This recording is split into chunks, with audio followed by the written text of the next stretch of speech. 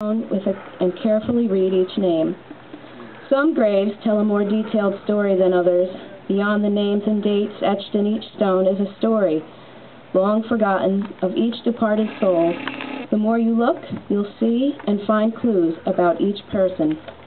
And on this Memorial Day, with pride, I'd like to tell you about some of these amazing people who, through America's history and have been residents of this fine county of Sullivan, made the ultimate sacrifice.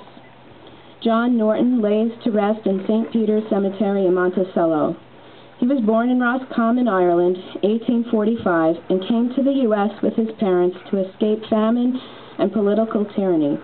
They settled in Sullivan County, near Bridgeville, to work in the tanneries and farming.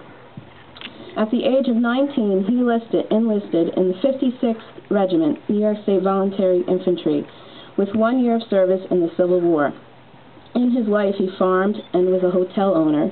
He had a pet bulldog, and they were familiar figures on Monticello streets.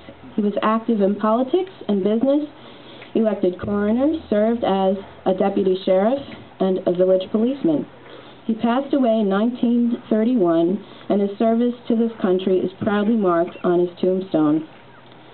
Ralph L. Bailey was born June 21, 1922, in Monticello, and was an only son to Mac and Eula Bailey.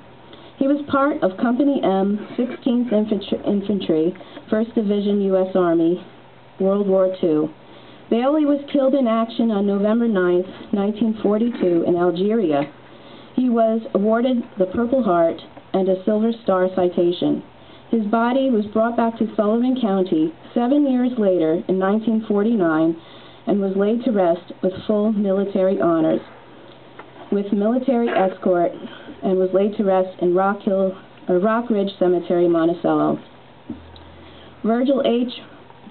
Bogatis was born in Middletown, 1893, and was educated in local schools and began a career as a pattern maker until he enlisted in Company I and was drafted and departed for Camp Upton with Company H of Newburgh. Leaving home April 1st, 1918, he served valiantly and was killed in action on September 29, 1918, in France.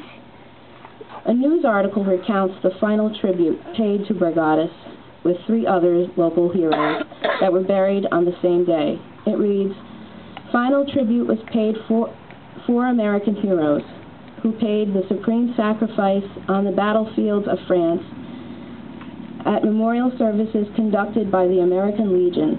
4 caskets, each covered with American flags and strewn with flowers.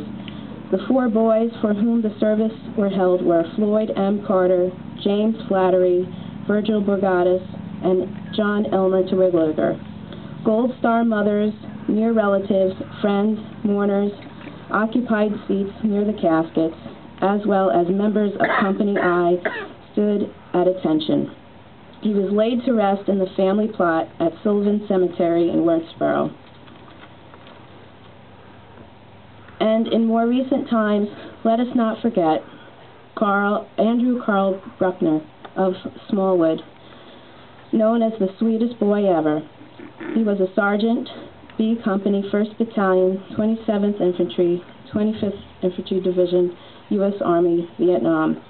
He was killed in action April 4th, 1967. His name is on the Vietnam Wall. He is buried in the Bethel Evergreen Cemetery.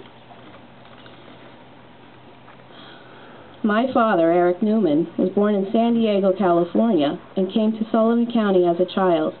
His father and grandfather were Navy veterans, but he was drafted into the U.S. Army and couldn't have been prouder. He served with Company C, 2nd Battalion, 5th Cavalry, 1st Air Cavalry, where he earned 3 Purple Hearts, a Bronze Star, and an Air Medal in Vietnam.